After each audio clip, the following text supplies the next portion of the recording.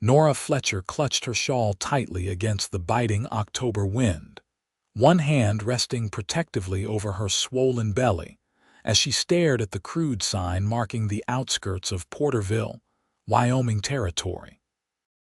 The year 1878 had begun with such promise: a teaching position, independence, and a handsome railroad man's affections. But now, 6 months pregnant and utterly alone, she wondered if she'd survive to see 1879. The dirt road stretched before her, disappearing into a town she'd never visited but had heard whispers of: a place where a woman in her condition might find work without too many questions. Her parents' final words still burned in her ears. "You've brought shame upon this family. Don't return until you've rid yourself of this sin or married its father." But James had vanished weeks ago, back to a wife she hadn't known existed in Chicago. Nora's boots, once fine leather but now cracked and worn from walking, sank into the mud as she trudged forward. Her meager savings wouldn't last more than a few days, and the baby growing inside her seemed to sense her fear, kicking forcefully against her ribs. As she approached the first buildings of Porterville, raindrops began to fall, quickly transforming from a gentle mist to a downpour. Nora sought shelter beneath the overhang of what appeared to be a general store, her threadbare dress already soaked through. "Miss, you look like you could use some help," a deep voice called out. Nora turned to find a tall man dismounting from a sturdy chestnut horse. His face was partially obscured by the brim of a weather-beaten hat, but she could make out a strong jaw covered in several days' worth of stubble.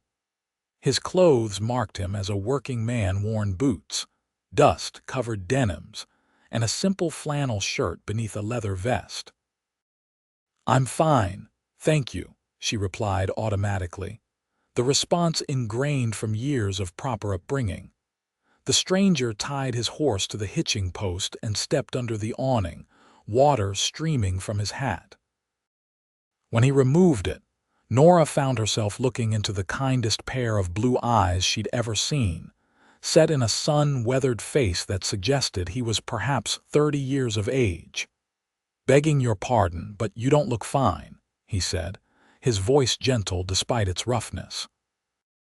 "Porterville's no place for a lady to be wandering alone, especially in your condition and in this weather." Nora stiffened, her hand instinctively moving to cover her belly. "My condition is none of your concern, sir." A small smile crossed his face. "Name's Samuel Owens. I run a cattle operation about 5 miles outside of town, and while your condition may not be my concern, getting caught in this storm certainly is. Where are you headed?" Nora faltered. She had no destination, no plan beyond finding work and a place to stay. "I'm seeking employment. I was told Porterville might have opportunities for a schoolteacher." Samuel's expression softened further. "Our last teacher left 2 months ago, married a miner and moved to Colorado Territory." He glanced at the darkening sky. "But the school board won't be meeting until next week, and you need somewhere dry tonight." Thunder cracked overhead, making Nora jump. Samuel seemed to make a decision. "Miss Fletcher." "Nora Fletcher." "Miss Fletcher, I've got a wagon around back with supplies I'm taking home. I can offer you a ride to my ranch where my housekeeper, Mrs. Wilkins, can get you settled for the night. Tomorrow, I'll bring you back to town if that's what you want." Nora hesitated. Accepting help from a male stranger at that, went against everything she'd been taught. But the rain was turning to hail now, and she felt a deep exhaustion seeping into her bones. "You have a housekeeper?" she asked cautiously. Samuel nodded. "Mrs. Wilkins has been with me since my parents passed 5 years ago. She's a respectable widow who'll see to your comfort." He paused. "I give you my word as a gentleman, Miss Fletcher, that you'll be safe." Something in his steady gaze convinced Nora. That, and the painful reality that she had nowhere else to go. "Very well, Mr. Owens. I accept your offer for tonight." Samuel moved efficiently, retrieving his wagon and helping Nora climb onto the wooden seat. He covered her with a heavy blanket that smelled of horses and hay, but provided blessed warmth against the worsening weather. As they left Porterville behind, traveling along a muddy road that wound through rolling grasslands, Nora felt both terror and relief. She'd placed her fate in the hands of a stranger, but for the first time in months, she wasn't completely alone. The journey to Samuel's ranch took nearly an hour through the storm. Nora found herself nodding off despite the jolting of the wagon, exhaustion from days of travel finally catching up with her. She awoke with a start when the wagon stopped in front of a substantial two-story house built of sturdy logs with a wide porch wrapping around the front. "Welcome to the Circle O," Samuel said, helping her down from the wagon. "It's not fancy, but it's solid." A plump, gray-haired woman appeared at the door, wiping her hands on an apron. "Samuel Owens." I was beginning to worry with this storm, and she stopped abruptly when she noticed Nora. "Oh, you've brought company. Mrs. Wilkins, this is Miss Nora Fletcher. She's in need of shelter for the night." "Miss Fletcher, my housekeeper, Mrs. Martha Wilkins." Martha's eyes widened slightly as she took in Nora's condition, but her expression remained kind. "You poor dear, you're soaked through. Come in at once before you catch your death." The interior of the ranch house was unexpectedly comfortable. A large stone fireplace dominated the main room, with well-worn but quality furniture arranged around it. Kerosene lamps cast a warm glow over polished wood floors partially covered by woven rugs. "Let me show you where you can change," Martha said, leading Nora toward a staircase. "I might have something that will fit you, though you're much slimmer than I ever was, even in my youth." Nora followed gratefully, leaving Samuel to deal with the wagon and horses. Upstairs, Martha showed her to a bedroom with a four-poster bed covered in a handmade quilt. This was Samuel's mother's room, the housekeeper explained, opening a chest at the foot of the bed. "I think some of her dresses might work for you. She was a tall woman, though not in your delicate condition." As Martha helped her change into a simple blue cotton dress, Nora gathered her courage. "Mrs. Wilkins, I should explain—" "No need, dear," Martha interrupted gently. "Whatever circumstances brought you here are your own business. I've lived long enough to know that life rarely follows the paths we expect." She smoothed the dress over Nora's rounded belly. "How far along are you?" "About 6 months, I think," Martha nodded. "You're looking a bit thin for 6 months. Have you been eating properly?" Nora lowered her eyes. "Not as much as I should. My funds have been limited." "Well, that ends tonight. I've got a stew that's been simmering all day and fresh bread too. After you've eaten, you need rest." Martha patted her hand. "Everything looks brighter after a good meal and sleep," my mother always said. Downstairs, Samuel had shed his wet outer clothes and was stoking the fire. He stood when Nora entered the room, and she noticed a flash of something in his eyes as he took in her appearance in his mother's dress. "Feeling better, Miss Fletcher?" "Yes, thank you. And please call me Nora." "Nora it is, then. And I'm Samuel to my friends." He gestured to the table where Martha was already laying out bowls and bread. "You must be hungry after your journey." The stew was rich with beef and vegetables, the best meal Nora had eaten in weeks. As she ate, Samuel asked gentle questions about her background, careful to avoid anything too personal. "I grew up in Boston," Nora offered. "My father was a banker there." "Was?" Samuel inquired. "We're estranged now." Nora stirred her stew, not meeting his eyes. "I came west to teach in a small town in Nebraska Territory. I had a position there for nearly a year." Samuel nodded, not pressing for details about why she'd left or how she'd come to be alone and pregnant. Instead, he told her about his ranch, the 100 head of cattle he managed with the help of 3 cowhands who lived in a bunkhouse near the barn. My father established this place 20 years ago, he explained. Came out from Pennsylvania with nothing but determination and my mother by his side. Built it up from nothing. It's a fine home, Nora said sincerely. It is, Samuel agreed, though it's been quieter since they passed, just Mrs. Wilkins and me in this big house now. After dinner, despite Nora's protests that she should help clean up, Martha insisted she rest by the fire while Samuel attended to some ranch business. Nora sank into a comfortable armchair, watching the flames dance. For the first time in months, she felt safe, though she knew it was temporary. Tomorrow, she'd have to continue her search for a position and lodging in town.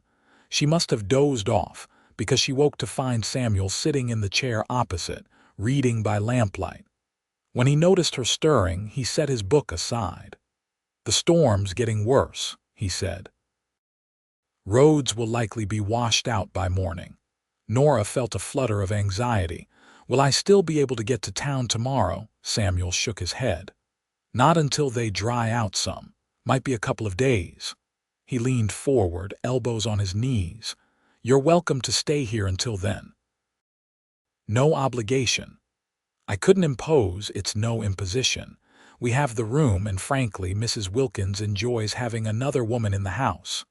He offered a small smile. "Unless you're eager to return to town." The truth was, Nora wasn't eager at all. The warmth and safety of the Circle O Ranch house felt like a haven she wasn't ready to leave. But her practical side reminded her that she needed to secure employment and her own lodgings before the baby came. "You mentioned the teaching position," she said. "Do you think there's a real chance I might obtain it?" Samuel considered this. "The school board is desperate. They've had the children learning from Reverend Phillips, but he's got his hands full with the church." He hesitated. "But Nora, I should be honest, a female teacher in your unmarried condition might face difficulties with some of the more traditional families." Nora felt her heart sink. It was the same prejudice that had forced her to leave her previous position when her pregnancy became visible. "I understand," she said softly. "That doesn't mean it's impossible," Samuel added quickly. "Just that it might be an uphill battle." Nora nodded, fighting back tears of frustration. Samuel must have noticed because he leaned forward and gently took her hand. "Hey now, don't lose hope. We'll figure something out." His warm fingers wrapped around hers. "For tonight, just rest. Tomorrow is soon enough to worry." That night, in the comfortable bed that had once belonged to Samuel's mother, Nora allowed herself to truly relax for the first time in months. The sound of rain on the roof and the knowledge that, at least temporarily, she had shelter and protection lulled her into a deep sleep. She woke to sunlight streaming through curtained windows and the smell of coffee and bacon. For a disorienting moment, she couldn't remember where she was, but then the events of the previous day came flooding back. Nora dressed quickly in the borrowed dress and made her way downstairs. The kitchen was warm and bright, with Martha bustling about and Samuel seated at the table reading a newspaper. "Good morning," Nora said hesitantly. Samuel immediately stood. "Good morning. Did you sleep well?" "Better than I have in weeks," she admitted. "Sit down, dear," Martha urged, placing a plate of eggs, bacon, and biscuits before her. "You need to feed that baby." As Nora ate, Samuel explained that, as he'd predicted, the roads to town were impassable. Johnson Creek's flooded its banks, no getting to Porterville until it recedes. "Oh," Nora said, uncertain whether to be disappointed or relieved. "I hope I'm not disrupting your normal routine." "Not at all," Samuel assured her. "In fact, if you're feeling up to it, I thought I might show you around the ranch today." The idea of spending the day in Samuel's company was surprisingly appealing. After breakfast, he led her outside, where the morning sun was already drying the puddles from yesterday's storm. The Circle O was larger than Nora had realized in the darkness in addition to the main house and bunkhouse. There was a substantial barn, corrals and outbuildings spread across a clearing, with grasslands and a distant line of mountains beyond. "It's beautiful," Nora breathed, taking in the vast open spaces. "It is," Samuel agreed, pride evident in his voice. "My father chose well when he settled here. Good water source, sheltered position, plenty of grazing land." He pointed to distant figures moving among a herd of cattle. "That's Jake, Tom, and Charlie with the herd. They're my hands." He showed her the barn first, introducing her to his horses including Rusty, the chestnut gelding he'd been riding when they met. Nora, raised in the city, was both intimidated and fascinated by the large animals. Samuel noted her interest. "Have you ever ridden?" he asked. "No," Nora admitted. "There wasn't much opportunity in Boston, and in Nebraska I was focused on my teaching." "We should remedy that someday," Samuel said, "though perhaps after." He trailed off, glancing at her belly. "After the baby," Nora finished for him, appreciating his directness. Too many people skirted around her condition as if it were unspeakable. "Yes," he smiled, "though we have a gentle mare who could carry you safely now if you ever wanted to try a short ride." As they continued their tour, Samuel spoke of his daily life on the ranch, the seasonal rhythms of calving, branding, and the cattle drives to market. Nora found herself hanging on every word, drawn not just to the unfamiliar lifestyle but to the man himself. There was something deeply appealing about his quiet competence and lack of pretense. When they returned to the house for the midday meal, Nora was surprised to find she'd spent nearly 3 hours in Samuel's company without a moment of awkwardness. Over lunch, Samuel broached a subject that had clearly been on his mind. "Nora, I've been thinking about your situation." He set down his fork. "The teaching position might be difficult, given the attitudes in town, but I have another possibility to suggest." Nora looked at him questioningly. "Mrs. Wilkins isn't getting any younger, and she's mentioned wanting to cut back her hours. The ranch needs someone to help with the cooking and household matters, especially during roundup season when we have extra hands." He met her eyes directly. "Would you consider staying on here at least until after the baby comes? You'd have your own room, meals, and I'd pay you a fair wage." Nora was stunned by the offer. "You barely know me." "I know enough," Samuel said simply. "You're educated, clearly capable, and in need of a safe place. The ranch can provide that." "What about after the baby is born?" Nora asked, voicing her greatest fear. "Most employers don't want a woman with an infant." "We'd figure that out when the time comes," Samuel assured her. "The house is plenty big enough for a little one," he smiled. "And I suspect Mrs. Wilkins would be delighted to have a baby around." From the doorway, Martha huffed. "Indeed I would. Been trying to convince this stubborn man to find a wife and start a family for years now." Samuel flushed slightly. "Mrs. Wilkins exaggerates." "The point is, Nora, you'd be welcome here, you and your child." Nora felt tears welling in her eyes. The offer was beyond generous, almost too good to be true. "Why would you do this for a stranger?" Samuel was quiet for a moment. "My mother used to say that true character is revealed by how we treat those in need. Besides," he added with a wry smile, "I've eaten my own cooking. Trust me, having someone who knows their way around a kitchen would be doing me a favor." The humor broke the tension, and Nora found herself laughing. "I should warn you, my cooking skills are limited. I can manage basic meals, but nothing fancy." "That's more than I can say for myself," Samuel replied. "So what do you say? Will you stay?" "At least until the road's clear and you can consider your options properly." Nora looked from Samuel to Martha, seeing nothing but sincerity in both their faces. "Yes," she said finally. Thank you, I accept. The next few days passed in a blur of adjustment as Nora settled into life at the Circle O. True to his word, Samuel was a respectful employer, giving her space while ensuring she had everything she needed. Martha took obvious delight in having another woman in the house and began teaching Nora the routines of ranch cooking and housekeeping. By the time the roads to town cleared 4 days later, Nora had already begun to feel at home. When Samuel offered to take her into Porterville to inquire about the teaching position, she hesitated. "Perhaps we should wait," she suggested as they sat at breakfast. "Give me a chance to prove myself here first." A slow smile spread across Samuel's face. "I'd like that."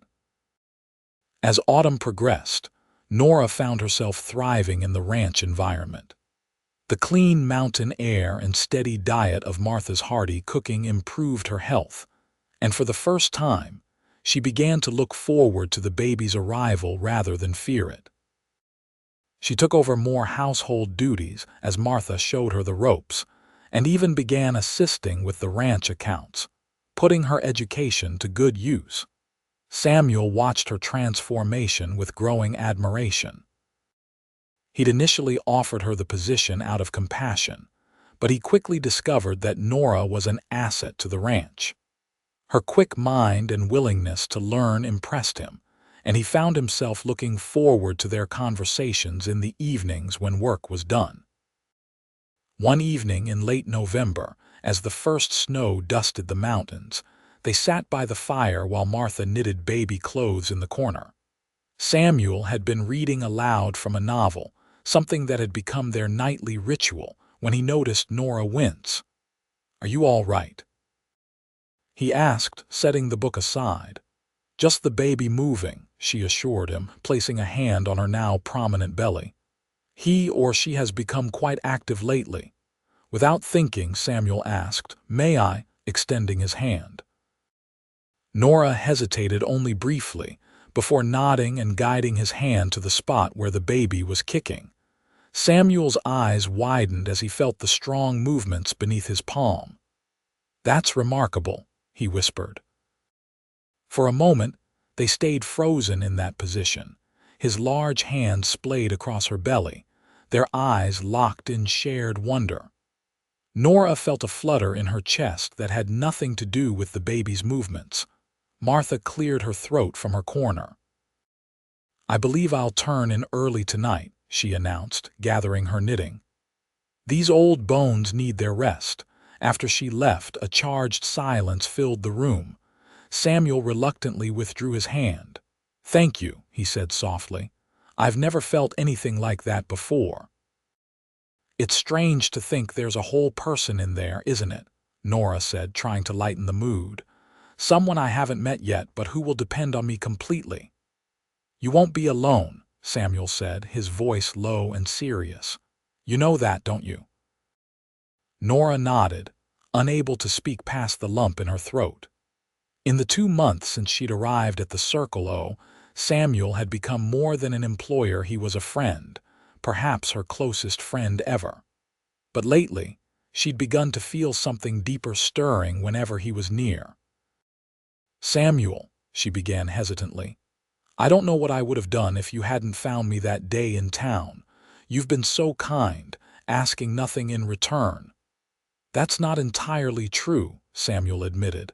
"I've gained quite a bit your company, your help with the ranch, your—" He paused, seeming to search for words. "Your presence has made this house feel like a home again." The admission hung between them, heavy with unspoken feelings. Nora knew it would be improper to acknowledge the attraction building between them. She was carrying another man's child, after all, and Samuel deserved better than the complications she brought with her. "I should probably rest," she said finally, rising from her chair with some difficulty. "The baby seems particularly active tonight." Samuel stood immediately to assist her. "Of course. Sleep well, Nora." That night, lying in bed, Nora allowed herself to imagine, just for a moment, what it might be like to belong here permanently, to raise her child with Samuel, to be more than his housekeeper. But then reality intruded. What respectable man would want to raise another man's child? And even if Samuel was that extraordinary, what would people think of him taking in a fallen woman? Across the hall in his own room, Samuel lay awake with similar thoughts. He'd never expected to develop feelings for Nora when he offered her shelter that rainy day. But somehow, she'd woven herself into the fabric of his life. Her intelligence, her quiet strength in the face of adversity, her gentle humor, all had captured his heart in ways he hadn't thought possible. But he was conscious of the power imbalance between them. She depended on him for her livelihood and shelter. What kind of man would he be if he took advantage of that vulnerability? No, if anything were to develop between them, it would have to wait until after the baby came, when Nora was on more equal footing and could make her own choices freely. As December arrived, bringing with it the full force of Wyoming winter, life at the Circle O settled into a comfortable routine. The cattle were brought in closer to the ranch buildings, and much of the day-to-day work focused on keeping the animals fed and sheltered from the harsh weather. Nora, now in her 8th month, found movement increasingly difficult in the snow and ice. Samuel insisted she remain indoors when the weather was bad, and she occupied herself with cooking, mending, and preparing for the baby's arrival. Martha had helped her convert a small adjoining room to her bedroom into a nursery, using furniture salvaged from the attic that had once belonged to Samuel as a child. One morning in mid-December, Nora was rolling out dough for biscuits when Samuel entered the kitchen, stamping snow from his boots. "It's really coming down out there," he announced, hanging his coat by the door. "Johnson Creek's starting to freeze over." "Does that happen every winter?" Nora asked, carefully cutting circles in the dough. "Usually by January, but this winter's been colder than most." He poured himself a cup of coffee and leaned against the counter near her. "I've been thinking we should make arrangements for when your time comes." Nora felt a flutter of anxiety. The birth had been on her mind constantly, especially as her due date approached. "There's a midwife in town, Mrs. Garcia," Samuel continued. "She's delivered most of the babies in the county for the past 20 years. I thought I might ride in tomorrow and see if she'd be willing to come out here when needed." "That would be a comfort," Nora admitted. "I've been worried about what would happen if the weather turned bad when the baby decided to arrive." "I figured as much." Samuel's eyes were warm as they met hers. "I want you to know that whatever you need, whatever happens, you have a home here." The simple declaration brought tears to Nora's eyes. Home. It was a concept that had been torn from her when her family cast her out, and one she'd never expected to find again so quickly, certainly not with a man like Samuel. "Thank you," she whispered. Samuel looked like he wanted to say more, but they were interrupted by Martha bustling in with an armload of linens. "There you are, Samuel. Just the strong back I was looking for. These need to go up to the linen closet, and these old bones of mine don't climb stairs as easily as they used to." As Samuel took the linens from her, Martha turned to Nora. "And you, my dear, are looking peaked. Sit down before you fall down. I'll finish those biscuits." Nora didn't argue. The truth was, she had been feeling strange all morning, a dull ache in her lower back and occasional tightness across her belly that she'd attributed to the baby's position. She sank gratefully into a chair at the kitchen table. "Are you feeling all right?" Martha asked, her experienced eyes taking in Nora's discomfort. "Just tired," Nora assured her. "The baby was active all night." Martha nodded, but Nora noticed she kept a closer eye on her throughout the day. By evening, the backache had intensified, and the periodic tightening had become more noticeable. During dinner, a particularly sharp pain made Nora gasp and grip the edge of the table. Samuel was immediately alert. "Nora, what is it?" "I'm not sure," she admitted, breathing through the discomfort. "I've been having pains all day, but that one was stronger." Martha was on her feet instantly. "How far apart are these pains coming?" "I haven't been counting, but perhaps every 20 minutes or so. They started this morning." "This morning?" Martha exclaimed. "Child, why didn't you say something?" "I didn't want to worry anyone over nothing," Nora explained. "Besides, it's too early. The baby isn't due for another 3 weeks." "Babies come when they're ready, not when we expect them," Martha said firmly. She turned to Samuel. "You'd best go for Mrs. Garcia now before this storm gets any worse." Samuel was already reaching for his coat. "Will you be all right until I return?" he asked Nora, concern etched on his face. "She'll be fine," Martha assured him. "First babies usually take their time. But don't dawdle, that storm's building." After Samuel left, Martha helped Nora to her bedroom and began preparing for the birth. She brought in extra blankets, boiled water, and gathered clean linens. "Martha," Nora said as another pain gripped her, "what if Mrs. Garcia can't make it through the storm?" The older woman patted her hand reassuringly. "Then you'll still be in good hands. I've helped deliver a fair number of babies in my time, including Samuel himself." This revelation surprised Nora. "You were here when Samuel was born," Martha nodded. "I was a young woman then, recently widowed and in need of work. Samuel's mother, Elizabeth, took me in as her housekeeper just before he was born." Her eyes grew distant with memory. "She was a remarkable woman, strong, kind, much like you in many ways." The comparison warmed Nora, even as another contraction tightened across her abdomen. "And Samuel's father?" she asked when she could speak again. "Robert Owens was a good man, though stubborn as the day is long, another trait his son inherited." Martha smiled.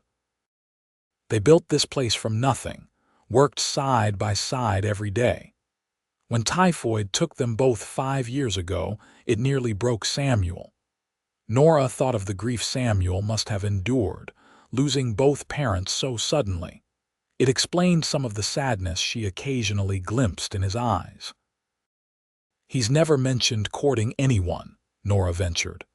"A man like Samuel, I would have thought he'd be married by now." Martha gave her a knowing look. "There were girls in town who set their caps for him, especially after he inherited the ranch. But Samuel was never one to be rushed." She paused, measuring her words. "He's been waiting for someone special, someone who sees the man, not the property." Nora absorbed this information as another contraction began. This one was stronger, causing her to cry out softly. "They're getting closer together," Martha observed. "Let's get you more comfortable. This might be a longer night than I thought." The next few hours passed in a blur of increasing pain for Nora. The contractions grew stronger and more frequent, and she began to worry about Samuel and Mrs. Garcia. The wind howled outside and occasional gusts rattled the windows. "The storm's getting worse," Nora gasped between contractions. "What if they can't make it back?" "Samuel knows these lands better than anyone," Martha assured her. "He'll find his way home." As midnight approached, Nora's labor intensified dramatically. She paced the room between contractions, finding it easier to bear the pain while moving. Martha stayed close, offering encouragement and checking her progress. "You're doing beautifully," the older woman said after one particularly difficult contraction. "But I think we should prepare for the possibility that this baby might arrive before Samuel returns with Mrs. Garcia." Fear gripped Nora's heart. "Is that safe?" "It's too early, only by a few weeks," Martha soothed. "And the baby sounds strong. I can feel it positioning itself properly." Just then they heard the front door open downstairs, followed by the sound of boots stomping snow onto the floor. "Samuel," Martha called. "It's me," his voice responded, sounding tired but relieved. And I've brought Mrs. Garcia." A short, sturdy woman with gray, streaked black hair and kind eyes entered the bedroom moments later, removing her snow-covered cloak. "So this is our mama-to-be," she said with a smile, her accent revealing her Mexican heritage. "I am Elena Garcia. How are the pains coming, dear?" "Close," Nora managed. "Very close now." Mrs. Garcia checked Nora quickly and efficiently. "This baby is not waiting for morning," she announced. "It's time for the men to wait downstairs." Samuel lingered at the doorway, his eyes meeting Nora's. "I'll be just outside if you need anything," he promised. What happened next was both the most painful and most miraculous experience of Nora's life. With Mrs. Garcia calmly directing her efforts and Martha supporting her back, Nora labored through the most difficult hours of her life. The storm outside seemed to match her internal struggle, howling and raging as she fought to bring her child into the world. Just as dawn began to lighten the eastern sky with one final, tremendous effort, Nora felt her baby slip from her body. A moment of silence was followed by a strong, indignant cry. "You have a son," Mrs. Garcia announced, quickly wrapping the squirming infant in a clean blanket. "A fine, healthy boy." Tears streamed down Nora's face as the midwife placed the tiny bundle in her arms. His face was red and wrinkled, with a shock of dark hair plastered to his head, and he was the most beautiful thing Nora had ever seen. "Hello, little one," she whispered. "I've been waiting to meet you."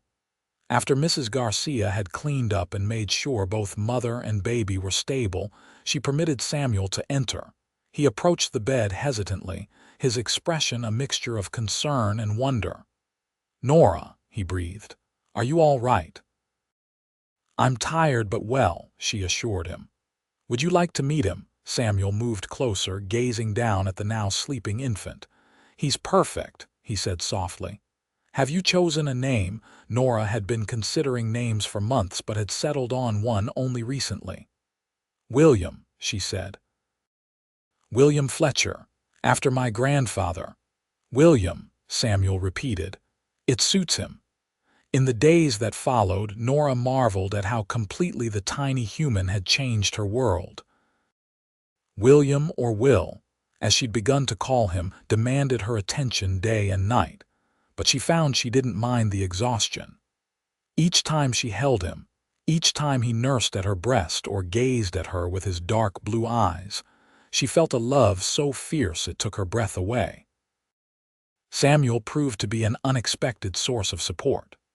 Though he had no experience with infants, he willingly assisted whenever needed, bringing Nora water or food while she nursed, or simply sitting with her during the long night watches when Will wouldn't settle. One night, about a week after Will's birth, Samuel found Nora in the parlor, pacing with the fussing infant. "Can't sleep?" he asked gently. "He's having a difficult night," Nora explained, swaying to soothe the baby. "I didn't want to wake Martha." "Let me try," Samuel offered, holding out his arms. Nora hesitated only briefly before transferring Will to him. Samuel cradled the infant against his broad chest, one large hand supporting the tiny head. "There now, little man," he murmured. "What's all this fuss about?"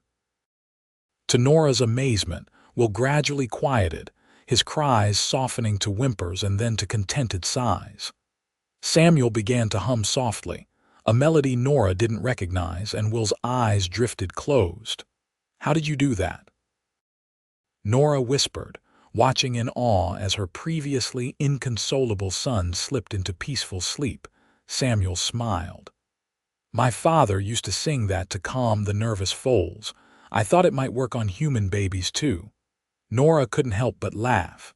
"You're comparing my son to a horse."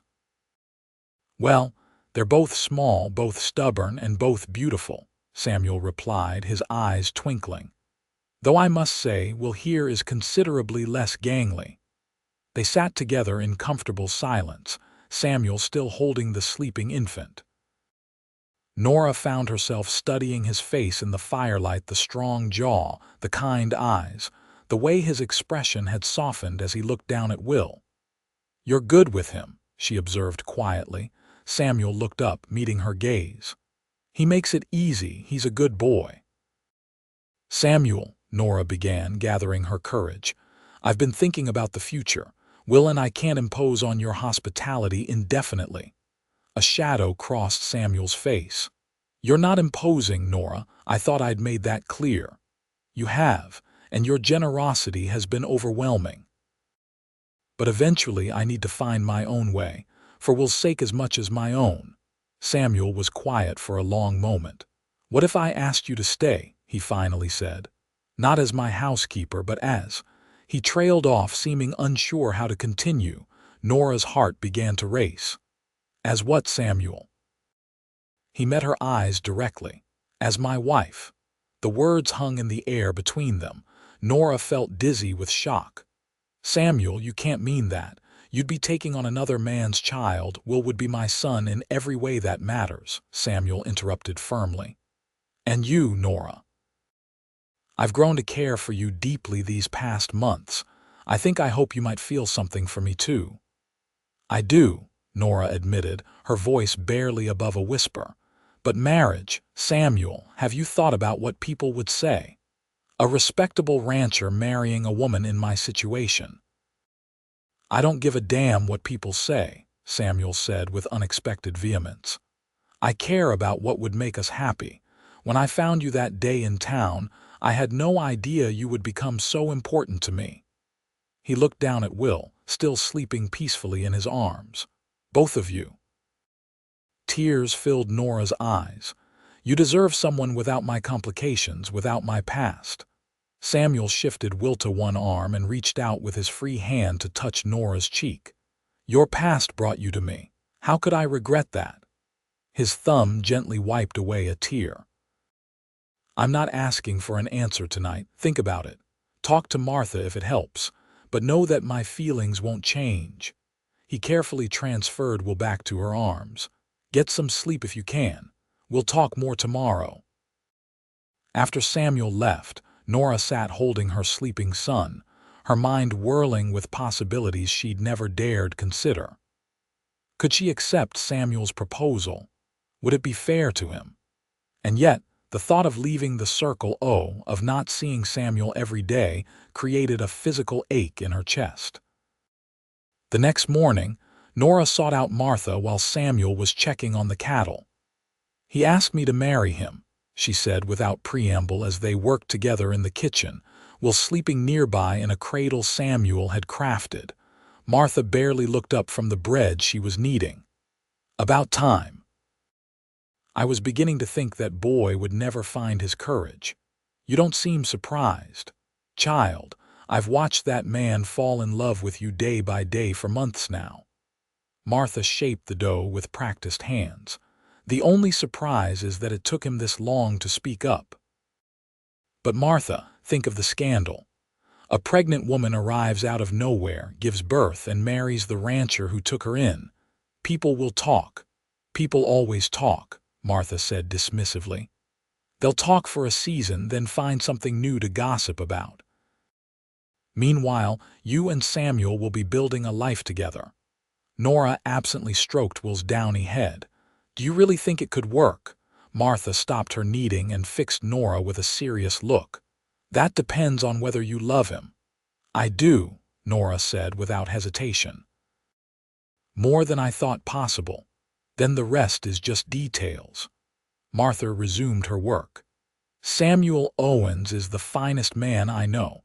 He wouldn't have asked if he wasn't certain, and he wouldn't care what others think when it comes to matters of the heart."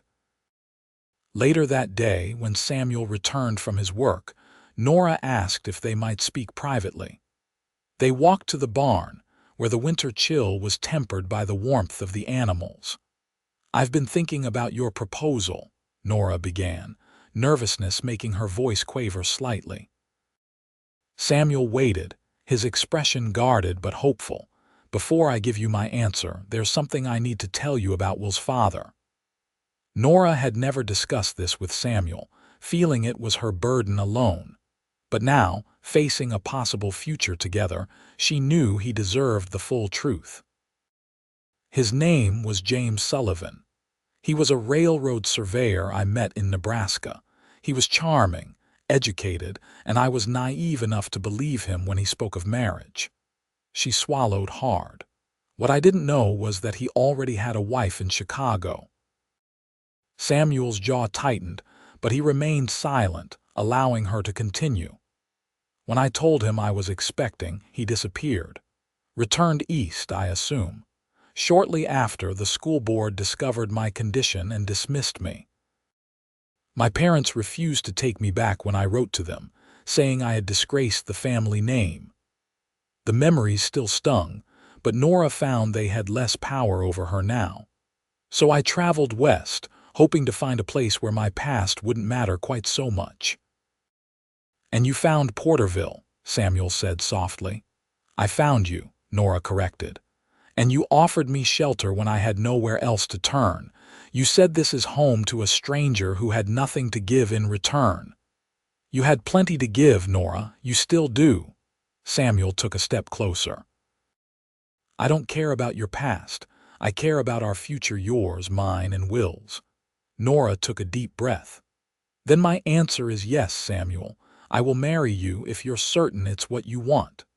The smile that broke across Samuel's face was like sunshine after storm clouds. He closed the distance between them and, with gentle reverence, kissed her for the first time. His lips were warm against hers, and Nora felt something inside her heart shift and settle, like the final piece of a puzzle falling into place. "I've never been more certain of anything," Samuel whispered against her lips. They were married 2 weeks later in the parlor of the Circle O, with Reverend Phillips officiating, Martha beaming like a proud mother, and Will sleeping peacefully in a basket nearby. The only other guests were Samuel's ranch hands and Mrs. Garcia, who had become a friend to Nora during her frequent visits to check on mother and baby. The ceremony was simple, but heartfelt. When Samuel promised to love and cherish not only Nora but William as well, there wasn't a dry eye in the room. After the Reverend pronounced them husband and wife, Samuel kissed her with such tenderness that Nora felt her heart might burst with happiness. That night, after Martha had retired and Will was settled, Samuel led Nora to what would now be their shared bedroom, his larger room across the hall from her former quarters, which would remain Will's nursery. "Are you happy?" he asked as they stood together by the window, watching snowflakes dance in the moonlight. "Happier than I ever imagined possible," Nora answered truthfully. She turned in his arms to face him. "Are you certain you won't regret this, taking on a ready-made family rather than starting fresh?" Samuel's arms tightened around her waist. "Nora Owens," he said, using her new name for the first time. "I consider myself the luckiest man in Wyoming territory. I have a beautiful wife and a healthy son. What more could I possibly want?" The love in his eyes convinced her more than any words could. That night, as they truly became husband and wife, Nora discovered that physical love could be beautiful and tender rather than the hurried, somewhat painful experience she'd known with James. Samuel was patient and gentle, treating her body with reverence and care, and bringing her to heights of pleasure she hadn't known were possible. Afterward, as they lay together in the darkness, Nora's head resting on Samuel's chest, he stroked her hair and spoke of the future. "I want to build an addition to the house in the spring," he said. "More bedrooms for when our family grows." The casual mention of future children, their children together, filled Nora with warmth. "How many children are you planning on, Mr. Owens?" she teased. "As many as you're willing to give me, Mrs. Owens," he replied, pressing a kiss to her forehead. "The house has been too quiet for too long. I'd like to fill it with laughter." As winter gradually gave way to spring, Nora settled fully into her role as Mrs. Samuel Owens. The townspeople of Porterville had indeed gossiped when news of the hasty marriage spread. But Samuel's standing in the community and his obvious devotion to his new family eventually quieted most of the wagging tongues. Will thrived under the love and care of his mother and the man who had, in every way that mattered, become his father. By his 3-month birthday, he had developed a strong resemblance to Nora, with her straight nose and determined chin, though his dark hair remained a legacy from his biological father. As the weather warmed, Samuel made good on his promise to teach Nora to ride, starting her on the gentle mare he'd mentioned months before. Nora discovered a natural affinity for horsemanship that surprised both of them. "You're a natural," Samuel commented as they rode together across the awakening spring grasslands, while securely strapped to Nora's chest in a carrier Martha had devised. "Perhaps it's in the blood now that I'm an Owens," Nora replied with a smile. Samuel reached across to take her hand. "You were always meant to be an Owens. It just took us a while to find each other." The spring roundup brought a flurry of activity to the ranch as new calves were counted and branded, and preparations were made for the summer grazing season. Samuel hired 2 additional hands to help, and Nora found herself busy from dawn to dusk, cooking for the expanded crew, caring for Will, and managing the household with Martha's assistance.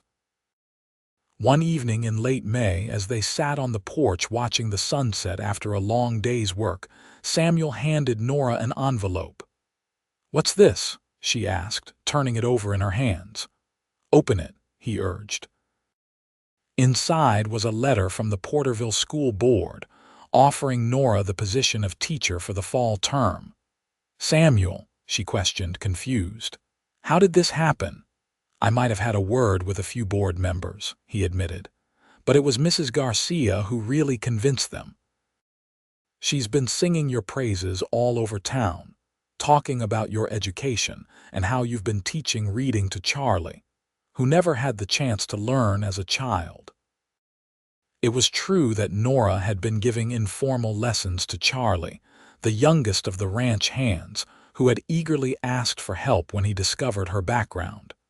"But what about Will? And my duties here?" "Will can come with you while he's small." The school board agreed to that. "And as for the ranch," Samuel squeezed her hand, "we'll manage. Martha's already said she's happy to take on more while you're teaching if that's what you want." Tears filled Nora's eyes. "You arranged all this for me." "I know how much teaching means to you," Samuel said simply.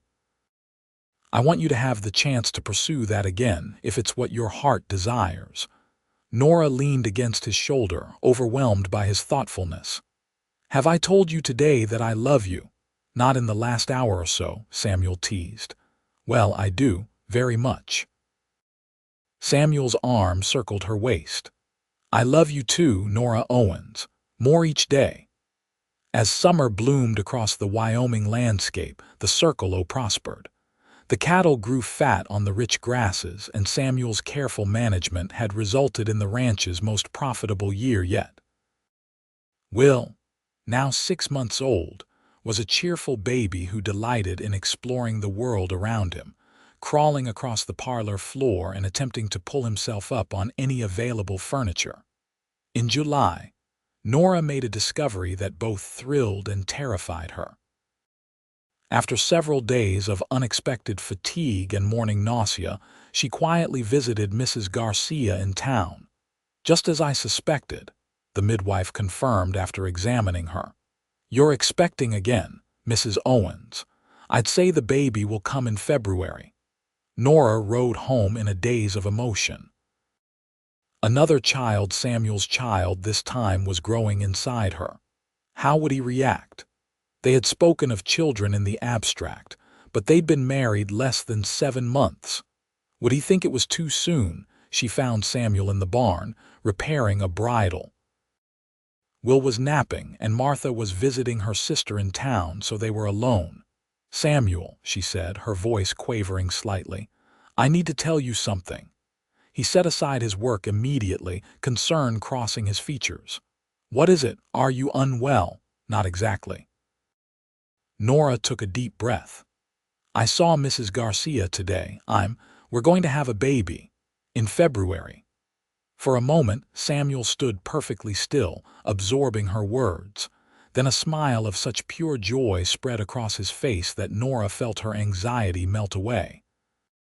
"A baby," he repeated, crossing the distance between them in 2 long strides and gathering her into his arms. "Our baby." "You're happy then?" Nora asked, though his reaction had already answered her question. "Happy doesn't begin to cover it." Samuel kissed her deeply, then pulled back to look at her face.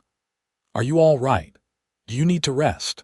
Should I get Martha to?" Nora laughed, pressing a finger to his lips. "I'm perfectly fine. Women have been having babies since the beginning of time, you know." "Not my wife with my child," Samuel pointed out, his hand moving to rest gently on her still flat abdomen. "This changes everything." "What do you mean?" "The teaching position, if you'd rather wait." "No," Nora said firmly. "I can teach through December at least. We'll figure out the rest as it comes." Samuel nodded, respecting her decision. "Whatever you want. Just promise you'll tell me if it becomes too much." As they walked back to the house hand in hand, Nora reflected on how dramatically her life had changed in a single year. From destitute and desperate on the streets of Porterville to married, mother of one with another on the way. About to resume the career she loved, it seemed almost miraculous. That night, as they prepared for bed, Samuel watched her with a tenderness that made her heart ache. "What are you thinking?" she asked as she brushed out her long hair. "I'm thinking about the day I found you," he replied. "Soaking wet, proud as a queen despite everything, refusing help until I practically forced it on you." He moved to stand behind her, taking the brush from her hands to continue the rhythmic strokes. "I had no idea then that you would become everything to me." Nora leaned back against him, feeling the solid strength of his chest. "I was so afraid that day. Afraid of you, afraid of the future, afraid I'd made a terrible mistake coming west. And now I know it was the best decision I ever made." She turned in his arms. "Samuel, when you found me, you didn't just offer shelter. You said this is home." And somehow, from that very first night, it was. Samuel set the brush aside and cupped her face in his hands. "It always will be, Nora. For you, for Will, for this new little one, and for however many more children come our way. This is home." As the years passed, the Circle O Ranch flourished and expanded under Samuel's careful management. Nora divided her time between teaching at the Porterville school and raising their growing family. Will grew into a strong, thoughtful boy who showed a natural aptitude for ranching from an early age, following Samuel around the property whenever possible. Their second child, Elizabeth Martha Owens, named for Samuel's mother and the woman who had become like a grandmother to their children, arrived on a snowy February morning in 1880.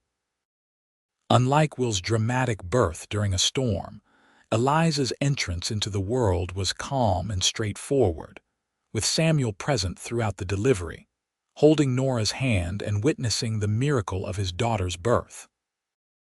2 years later, they welcomed Robert James Owens, a sturdy boy with Samuel's blue eyes and Nora's determined spirit. And in 1885, their family was completed with the birth of Sarah Grace Owens, a delicate girl with a surprising streak of independence who had all the ranch hands wrapped around her tiny finger from day one.